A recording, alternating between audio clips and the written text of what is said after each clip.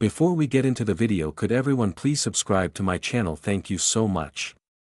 A widowed mother was looking for a fake husband to save her ranch, never imagining the cowboy was New Mexico territory, autumn of 1875.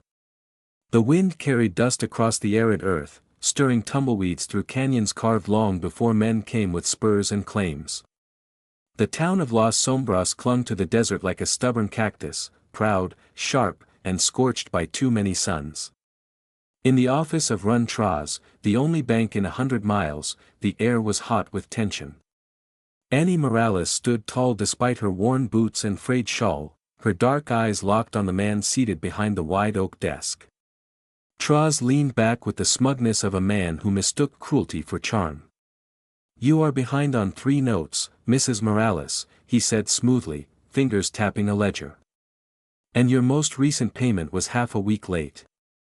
If I were a harsher man, I might call that default." Annie's jaw clenched. "My wheat will be harvested in a fortnight. I can pay by then." Run leaned forward, lowering his voice. "I am trying to help you, Annie. Really, you're a good woman, but good women do not run ranches alone, not in this country, not without a husband, someone solid, marketable." She did not respond. He folded his hands. "I will give you 30 days, but I would strongly consider finding a man whose name adds weight to your title. Otherwise—" He let the words dangle like a noose. Annie turned on her heel, the hem of her skirt whispering across the floor as she left without another word. That afternoon, the market in Las Sombras buzzed with the usual sounds: boots on boards, chickens in cages, and gossip floating over barrels of apples. Annie moved through it with practiced grace, her little girl Luna in tow, clutching a worn rag doll with button eyes. Near the far end of the market, a scuffle drew a small crowd. A young cowboy had stepped between an old man and 2 drifters trying to take his cart. With quiet precision, the cowboy disarmed one, backed off the other, and returned the stolen goods before tipping his hat and walking away as if it were nothing. Annie watched, her brows drawn together. Later, by the water pump, their paths crossed again. He was refilling a canteen, sweat dusting his neck, sleeves rolled high. "You are not from around here," Annie said. He glanced up with a slow smile. "That obvious?" "You helped Señor Delgado," she said. "He has 3 sons, and none of them bothered you." The cowboy gave a small shrug. "Guess I do not mind getting my hands dirty." He hesitated, then spoke plainly. "What is your name?" "J.J. McCall." "Are you married?" He raised a brow. "No, ma'am." "Would you pretend to be?" That got his full attention. He lowered the canteen. "Beg pardon?" She glanced at Luna, then back to him. "It would be temporary, a few weeks. I need to convince a banker that I am not alone." Jay looked at her, really looked, not like the men in town who saw a woman struggling and smelled weakness. He saw something else, strength, maybe, or desperation wrapped in dignity. "You do not even know me," he said. "I do not have time for knowing." She replied. Lied only, choosing a long silence passed, then Jay tilted his head and studied the sky a moment. "I am not an actor, Mrs. Morales," he said. "Annie Morales," he gave a short nod. "I am not an actor, Mrs. Morales, but I know how to stand on the right side of a fight." He tapped his hat, slung the canteen over his shoulder, and added with a grin, "I reckon I can play the part of a decent husband." Annie exhaled slowly as though she had been holding her breath all week. "Welcome to the Morales Ranch, Mr. McCall." That night, beneath a waxing moon, 2 strangers stood in the kitchen of a fading ranch house, drinking coffee like an old couple who had weathered seasons together. Outside, the land waited, silent and dry, watching. Neither of them knew it yet, but the pretending was already over. J. McCall moved into the Morales Ranch without ceremony, no trunk, no horse-drawn cart, just a bedroll slung over one shoulder and a saddlebag he set neatly by the kitchen door. Annie had cleared out the corner room, the one with the small window that caught the first light, and said little else. The first morning, before the rooster crowed, Jay was already up. Annie stepped onto the porch to find him hauling water from the well, shirt damp with sweat, a straw hat low over his brow. He did not ask what needed doing, he simply did it, fencing, digging, even mending a cracked trough with pine pitch and patience. At noon, he fed the chickens and wiped Luna's chin with the corner of his bandana after she spilled cornmeal mush on her blouse. Annie watched from the kitchen, unsure whether to be grateful or suspicious of how naturally he fit. Luna followed him around like a shadow, calling him Senor Cowboy with a toothy grin. By the end of the third day, neighbors were whispering. Old Mrs. Foster from the East Field muttered over her knitting, "They're a handsome pair, them two. Strange, but handsome." And Ezra Bell, the blacksmith, commented over his anvil, "Did not know Morales found herself a man, but that fellow's got good hands." Annie pretended not to hear. She reminded herself it was all make-believe, but Jay did not seem to treat it that way. He asked no questions, made no assumptions. He cleared space on the pantry shelves for her herbs, taught Luna a rhyme to remember when not to touch a hot kettle, and made sure his boots never tracked mud past the threshold. It was the small things that made Annie's breath catch. One night, long after Luna had fallen asleep with her doll clutched to her chest, Annie passed Jay's door and stopped. The light was low, a single oil lamp burning through the narrow crack. She saw him seated on the floor, hunched over something. It was Luna's shoe, the stitching had split along the heel, and Jay quietly, methodically was re-sewing it with a strip of leather cut from his saddle's girth strap. His fingers moved with care, threading the needle through worn fabric like he had all the time in the world. Annie stepped away silently. She returned a few minutes later with a small cup of hot milk tea sweetened with honey. She never mentioned it. The next morning, the cup was empty and washed. Jay said nothing, neither did she. But at breakfast, he asked if Luna liked blueberries, and when she nodded, he said he knew where to find some bushes near the creek bed. If Annie would let him take the girl for a short ride that afternoon, she agreed. As they left the porch together, his hand resting protectively near the child's back, Annie looked after them, her heart thudding against a wall she had spent too long building. The house may have been a lie, but something in the kitchen had started to feel real. The first real test of their charade came a week later at the grain auction held behind Miller's Mercantile. Annie had prepared for it with tight shoulders and tired eyes. Her wheat, thin and sun-racked as it was, still needed to sell. If it did not, there would be no seed money for spring, no payment to the hands, and nothing to show when he came collecting. Jay stood beside her as if he had always belonged there, his hat pulled low, shirt sleeves rolled, hands rough and clean. He said little, but his presence shifted the air. It told the other buyers, the merchants, and even the women behind the lemonade stand that Annie Morales was not standing alone. When her lot came up, a few men whispered, some laughed softly, but Jay did not flinch. Ezra Bell, the smith, offered 2 cents less per bushel than last year. "That is not the price we agreed on," Annie said steadily. It was, but then drought came. Risk went up. "You know how it is," Ezra said with a shrug. Before Annie could reply, Jay stepped forward. "Then I suggest you lower everyone's price, not just the widow's." The whispering stopped. Run Traz appeared then, his shadow long in the afternoon sun. He walked slowly through the crowd, the smirk on his face deliberate. "Seems you found yourself a spokesman, Mrs. Morales," Run said. "Does he read your contracts too?" Annie's mouth tightened, but Jay answered first. "I read just fine," he said, "and I punch better." Run chuckled, but there was a flicker in his eyes. He was not used to being spoken to like that, certainly not by someone he could not place. "Where exactly are you from, Mr. McCall?" Run asked, his voice casual but barbed. "Nowhere worth writing home about," Jay replied with a smile. Run looked at Annie, then back at Jay. "Funny, I have a nose for people, and I don't smell a thing on you." "That's because you keep your nose too close to the ledger," Jay answered. Annie stifled a smile.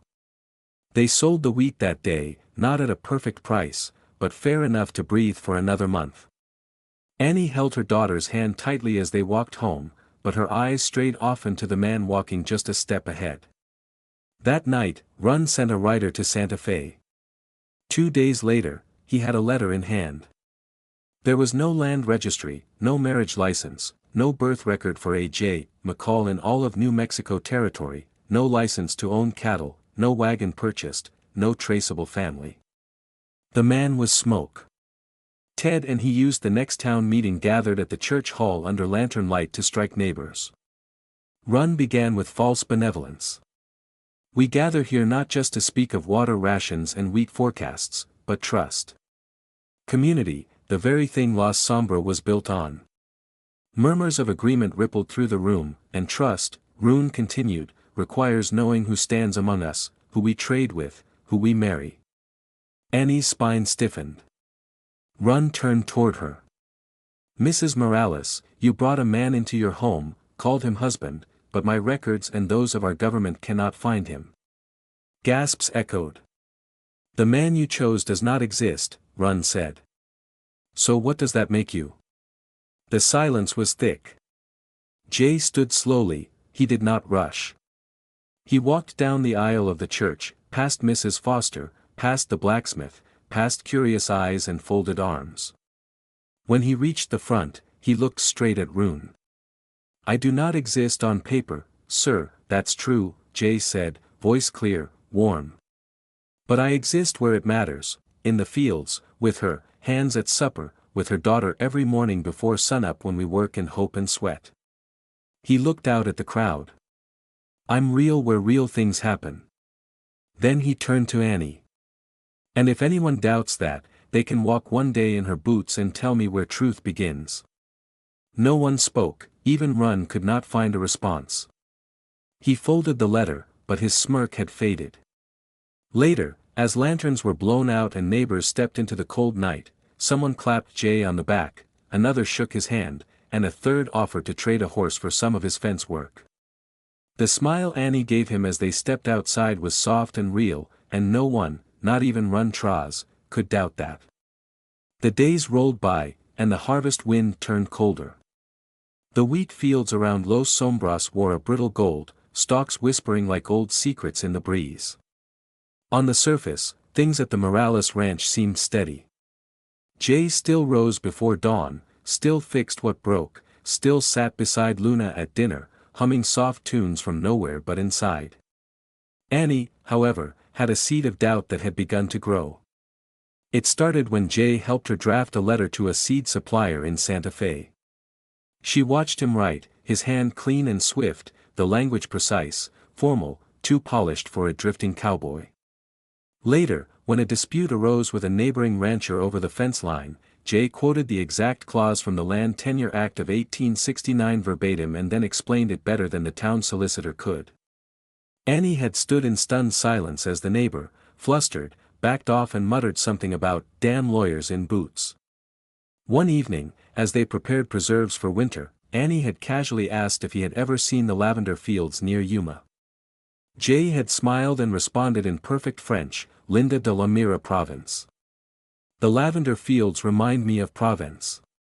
She had said nothing at the time, but that night, when the ranch was quiet and Luna was asleep with a red ribbon still knotted in her hair, Annie sat on the porch. Staring into the desert, dark, listening to the wind move across the scrub, she did not sleep. The next morning, as Jay loaded hay into the barn, Annie walked up and stopped him with a wordless glance. Her arms were folded, her eyes no longer soft with the haze of gratitude, but sharp as fence wire. "Who are you?" she asked. Jay paused, one hand still holding the pitchfork. "I told you, Jay McCall." "No," she said. "That is what you say, but I want the truth." Jay slowly leaned the pitchfork against the wall. He wiped his hands on a cloth, then looked at her, not defensively, not evasively, but with the strange calm of someone who had been waiting for this moment. "I saw you quote legal land boundaries better than our mayor," Annie said. "I saw you out-trade the biggest merchant in town. I heard you speak French like you were born beside Monet's garden." Jay gave a half-smile. Not Monet, my mother liked Balzac better. Her breath caught. So you admit it. You are not just some cowboy looking for work. Jay nodded once. You are right, I am not, and he waited, but he did not offer more. Then what are you doing here? Her voice trembled, not with fear, but with a frustration too long pent up. Why pretend to be something you are not? What kind of man steps into a widow's home, plays house with her child, defends her like a soldier, then turns out to be a ghost? He took a slow breath. Because the last place I lived, the life I lived, it was not real, Annie. He stepped closer, his voice low but steady. I lived among people who measured worth by inheritance, who asked what you owned before they asked how you slept at night. I had a name that opened doors and closed hearts, and I hated what I saw in the mirror every morning. He looked down, fingers tightening slightly. So I left. I found a town that was not too big to know itself, a woman who worked harder than any man I ever met, a child who made me believe in goodness again. Annie stared at him, breath shallow. I did not come to Los Sombras to lie, Jay said. I came here hoping no one would ask who I was, only what I could be. Silence stretched between them in the barn. The sunlight filtered through cracks in the wood like narrow rivers of truth. Annie said nothing, but her eyes lingered on him longer than she meant to, long enough to know he was not lying. Now Jay turned, picked up the pitchfork again, and walked back toward the hay. But before disappearing into the shadows of the barn, he looked back and added softly, I was not pretending when I fixed her shoes or when I danced her to sleep by the fire. That was real, Annie. Then he was gone, and the wind moved through the grass again as if it had never stopped. The sky over Los Sombras darkened from gold to charcoal, a storm whispered at the edge of the horizon, and the air held the weight of something more than weather. Inside the Morales ranch house, the fire cracked softly. Luna was asleep near the hearth, cheeks still pink from the game Jay had played with her before bed. Annie wiped the kitchen. Encounter humming under her breath, Jay had gone to check the barn, though his boots remained untouched by the front door. Then a soft thud. Annie turned to find Luna crouched beside a small wooden chest, the one Jay kept hidden beneath his bed. The lid was open. Luna, Annie whispered, hurrying over, you must not go through people's things. I was looking for the picture of the dog, Luna said innocently, but Annie had already seen it. Built beside the chest lay a linen handkerchief, fine stitching, delicate blue trim, and on the corner in gold thread, McCall Mining Company. Annie froze. That name echoed through every ranching county between New Mexico and Colorado, one of the richest silver dynasties west of the Mississippi. She picked it up with trembling fingers. Inside the chest were ledgers, land deeds, and a photo of Jay Younger beside a suited man with a mansion in the background. It was not a cowboy's trunk, it was a legacy hidden under calloused hands and dust-worn boots. Jay returned, brushing off snow. He stopped cold when he saw her sitting by the chest. Is that who you really are? She asked. Jay nodded. So you found it. McCall Mining. You're one of them. Second son, he said, the one with expectations but no control. Why come here? She asked, hurt flickering beneath her voice. He lowered himself beside her. Because I could not breathe back there. I was told what to say, who to marry, what wine to drink. I met the woman they chose for me twice. She did not like horses, that was all I needed. I saw you ran. I left everything but this chest. I needed to find out who I was without Silver. Before Annie could reply, a knock at the door, sharp and measured. Jay opened it to a tall man in a wool coat, boots pristine despite the dust. His tone reeked of old money. Hello, cousin. Jay's jaw tensed. William McCall stepped inside uninvited, eyes sweeping the modest home like it offended him. He looked at Annie, then the open chest. So she knows. What are you doing here? Jay asked. William sneered. To remind you of your duty. You have a company to inherit, a family name, and here you are playing house with a widow and her child. Annie stiffened. Excuse me. William ignored her. Return with me or be cut from succession. No inheritance, no seat at the table. Jay stepped forward. Then cut me. Maybe I will finally be free. William's face hardened. This fantasy ends tonight. Jay looked at Annie, her hands were clenched, her daughter slept unaware of the storm at the door. He turned to William. You cannot take what I never wanted. You will regret this, William said. Maybe, Jay replied, but I will never regret her. Silence followed, and in that silence, Jay McCall chose not a legacy built on silver, but a life forged in fire, light, dust, and a widow's quiet strength. The days following William's visit felt like riding a horse between two cliffs. Jay barely spoke. He worked harder than usual, splitting wood with a force that splintered more than timber. Annie pretended not to watch him from the kitchen window, but every swing of his axe made her heart ache. He had a choice now, and she hated that it had to be one the night before the loan was due. Annie laid the ring down on the table between them, the simple band they had used to play pretend. It glinted under the lantern like a silent goodbye. We are out of lines now, she said, her voice soft but final. The script is finished. You do not owe me anything, Jay. He stared at the ring but made no move to touch it. I do not know what you saw in this place, Annie continued, but I won't be the reason you lose everything that was built for you. Not over a woman with debts and a child who wakes at dawn asking for blueberries we cannot afford. He finally looked up. You think this was pretend for me? She did not answer. That night, he did not sleep in the house. The cot in the barn groaned under his weight as he lay awake, staring at the rafters, his heart a tangle of truth and longing. The next morning, Run Traz arrived dressed in black, with a silver watch chain glinting across his vest. Run swaggered onto the Morales ranch as if it were already his. Behind him stood two of his bank men, and a few curious townsfolk lingered at the gate, whispering. Annie stood tall on the porch, Luna clinging to her skirts. She held the paper Run had sent, the deed transfer, creased but unsigned. Ready to do the right thing, Mrs. Morales? Run smirked, tipping his hat. Let us make this easy. I told you, Annie replied, her voice calm despite her trembling hands. This land is not for sale. You have no collateral, no husband, no defense, he said, stepping closer. Yes, she does. The voice cut through the morning like thunder. Heads turned. Jay stood at the gate, wearing not his usual dust-covered shirt but a tailored vest of deep navy wool. His boots were polished, and around his neck, the pin of the McCall family crest caught the light. I am J. McCall, he said, McCall Mining legal heir and stakeholder. Murmurs erupted.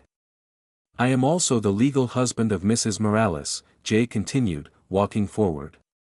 We signed the certificate 2 nights ago, witnessed by the clerk at El Vento station. Annie gasped, her hand flew to her mouth. Run, this is a stunt. Run said.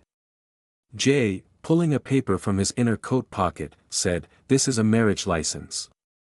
He pulled another sheet. This is a promissory note for the full balance owed to your bank, to be paid from my private funds today. Run tried to speak, but his tongue stalled. The banker behind him blinked at the paperwork, mouth slightly open. You cannot, Run started.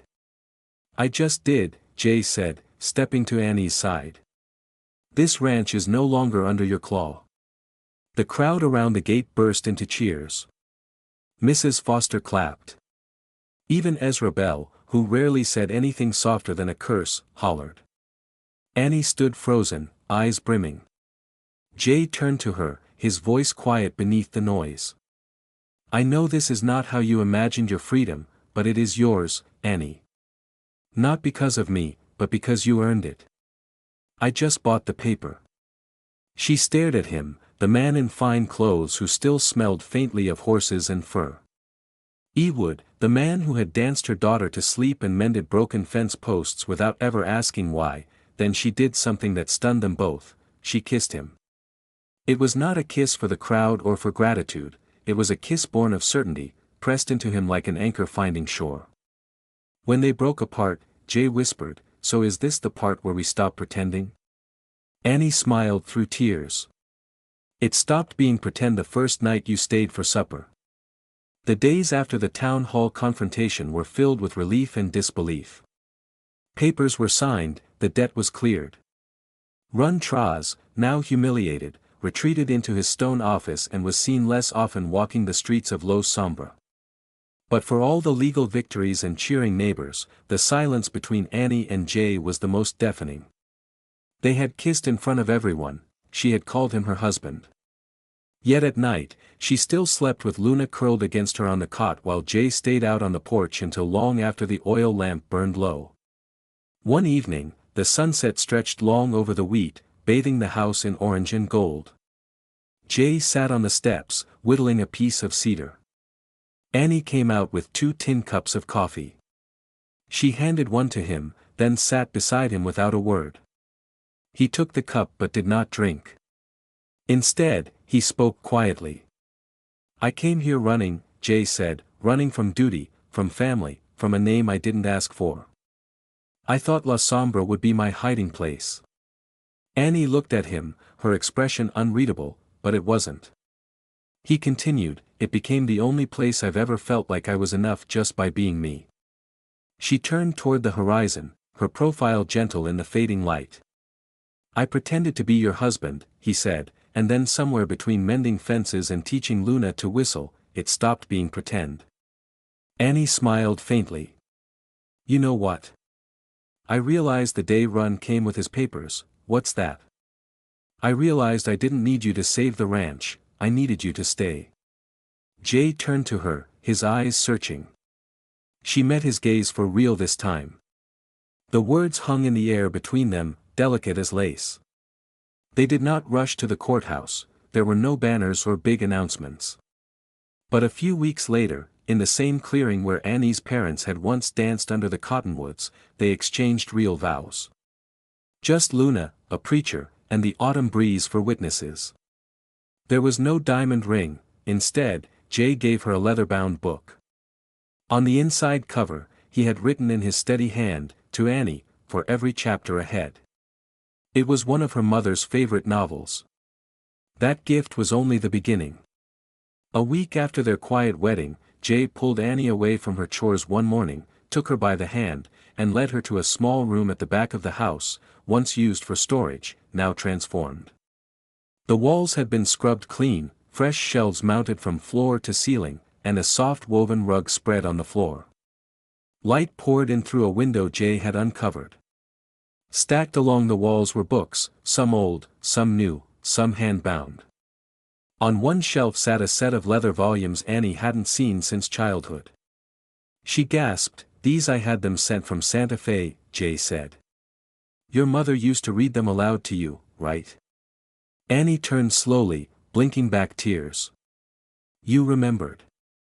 "I listened," she replied. He said, "That's what husbands do." Her fingers moved over the books like they were relics, treasures from another life now returned home. She did not cry, not really, but her hands trembled as she sat on the rug and opened the first book, a pressed flower still tucked between the pages from years ago. Jane knelt beside her. "This isn't a library just for you," he said. "It's for Luna too, for us, for stories worth keeping." That night, they read to Luna under the same lamp that once lit their quietest dinners. She laughed when Jay made silly voices for the rabbit characters and fell asleep on his chest halfway through chapter 2. Later, as Annie tucked the blanket around their daughter and turned off the light, she glanced back at Jay. "You were always supposed to be more than a cowboy," she said softly. He smiled. "And you were always more than a rancher." She walked to him slowly, wrapped her arms around his waist, and leaned into his chest. "No more pretending," she whispered. "Not even a little," he promised. Outside, the wind carried the smell of rain over the fields. Finally, after a long dry season, the sky was ready to break. The morning sun rose gently over Los Sombras, casting golden light across the ripening wheat fields. The ranch buzzed with quiet joy. Neighbors arranged benches between hay bales, children braided garlands, and old Mrs. Dree fussed over a lace hem one last time. It was a wedding day, not a grand affair, just worn boots on soft soil, bread cooling on window sills, and a love that had been built through storms and shared labor, not diamonds. Annie Morales stood in her childhood room wearing her mother's cream lace dress. It had been waiting in a cedar chest for years, not for perfection but for something real. Her hands trembled as she fastened the last button. Luna danced in a yellow frock nearby, buzzing with excitement. Outside, the air smelled of wheat, wood smoke, and early summer. Everyone had come, even the stern old woodcutter and the gossiping widow who once doubted Annie. Jay had made sure of it, he wanted them all to see what had grown between them. Jay stood at the edge of the field, brushing dust from his shirt. His jacket was clean, though worn. On his head was the same beat-up hat used to shield Annie and Luna during a storm their second night together. Someone had offered him a new one for the wedding, but he refused. "This one's earned its place," he said. Annie walked alone down the makeshift aisle, her steps were sure. Jay watched, breath caught. No orchestra played, only wind and the soft rustle of boots. They stood beneath an arch of wildflowers and barnwood. The preacher held a Bible and a folded piece of paper, but before he could, Jay turned to the crowd. "I used to think I was rich," he said, "born into silver and suits. But then one night, a woman I hardly knew handed me a chipped mug of ginger tea and smiled like I mattered." He looked at Annie. "That was when I realized wealth is not silver, it's supper on a porch, it's laughter from the next room, it's waking up and knowing someone's glad you're still here." Annie wiped a tear and nodded. They exchanged rings, hers etched with Luna's initials, his hammered from a horseshoe by the local blacksmith. The preacher pronounced them husband and wife, and the field erupted in applause. Children tossed petals, and someone played a banjo. It was simple, true. That evening, as twilight deepened, Jay and Annie stood barefoot at the field's edge. Luna ran through the rows, laughter trailing behind her like ribbons. Music and clinking dishes filled the air. Jay squeezed Annie's hand. "Most folks think I'm rich because of the mine," he said. She smiled. "You are." He shook his head. "I'm rich because of that night when you let me in and offered tea without asking who I was." "And you stayed," Annie said. "I stayed." They turned to the gate, where a fresh wooden sign had been nailed into the post. In steady hand-painted letters, it read, "Morales and McCall Ranch of Honor, Roots and Redemption." Jay read it softly. "That's a name worth keeping." Annie nodded. "That's a name we earned." They kissed beneath a western sky scattered with stars. No crowd, no applause, just earth beneath them, sky above, and a love no longer pretend. The harvest had never felt more real. If that story touched your heart the way a desert rain touches dry earth, then you're one of us, someone who still believes in second chances, real love, and the quiet kind of courage. Jay and Annie reminded us that wealth isn't counted in silver but in suppers shared, hands held, and the kind of love that grows stronger through dust, doubt, and danger. If you want more stories like this, true-hearted frontier-forged romances that echo long after the last line, make sure to subscribe to Wild West Love Stories, because out here under these wild skies, love still rides strong, and the best stories are just getting started.